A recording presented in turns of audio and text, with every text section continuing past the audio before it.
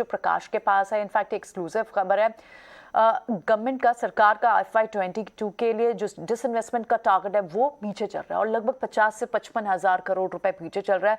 और ऐसे में अगर कोरोना की तीसरी लहर आ जाती है तो LIC की IPO में देरी हो सकती है। तमाम सारी डिटेल्स हैं, एक्सक्लूसिव खबर है प्रकाश के पास। आइए उनके पास चलते हैं। प्रकाश, बताएं क्या कुछ इंपॉर्टेंट क्रूशियल डिटेल्स हैं आपके पास? देखिए, जो जानकारी हमें मिल रही है उसके हिसाब से सरकार चालू वित्त वर्ष में अपने विनिवेश टारगेट से एक बड़े अंतर से पीछे रह सकती है, जो कि करीब 50 से 55 हजार करोड़ रुपए के आसपास का हो सकता है।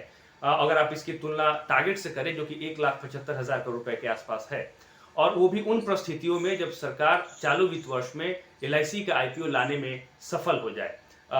सरकार को LIC के IPO से करीब 1 लाख करोड़ रुपए मिलने की उम्मीद है, लेकिन अगर LIC का IPO नहीं आ पाता है या फिर जिस तरीके से देश में ओमिक्रॉन के मामले बढ़ रहे हैं और तीसरी लहर की स्थिति बनती है और LIC का IPO अटक जाता है, फिर ये अंतर कितना बड़ा होगा उसका अंदाजा आप इसी बात से लगा सकते हैं कि अभी तक सरकार को PSUs में माइनॉरिटी स्टेक सेल के जरिए या फिर प्राइवेटाइजेशन के जरिए 12,300 करोड़ रुपए ही हासिल हुए हैं। ये स्थितियां इसलिए बन रही है क्योंकि जो बड़े विनिवेश है, चाहे वो BPCL का है या IDBI का है, वो होता हुआ नहीं दिख रहा है चालू वित्त वर्ष में, क्योंकि काफी ड्यू डिलिजेंस जो है अभी बाकी है। अभी तक सरकार को एयर इंडिया और CEL के ही पूर्ण विनिवेश में सफलता हासिल हुई है चालू वित्त वर्ष में। हालांकि सरकार का यह मानना है कि वो NINL और पवन हंस लिमिटेड का विनिवेश भी अगले कुछ दिनों में कर लेगी, क्योंकि सारी प्रक्रियाएं पूरी हो गई हैं और अब ये कंक्लूडिंग स्टेज में है।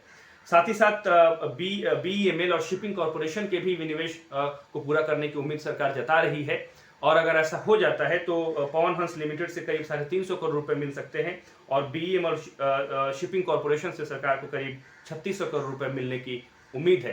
तो 5-6 ट्रांजैक्शन हो जाने के बावजूद भी चालू वित्त वर्ष में सरकार अपने टारगेट से काफी पीछे रह सकती है।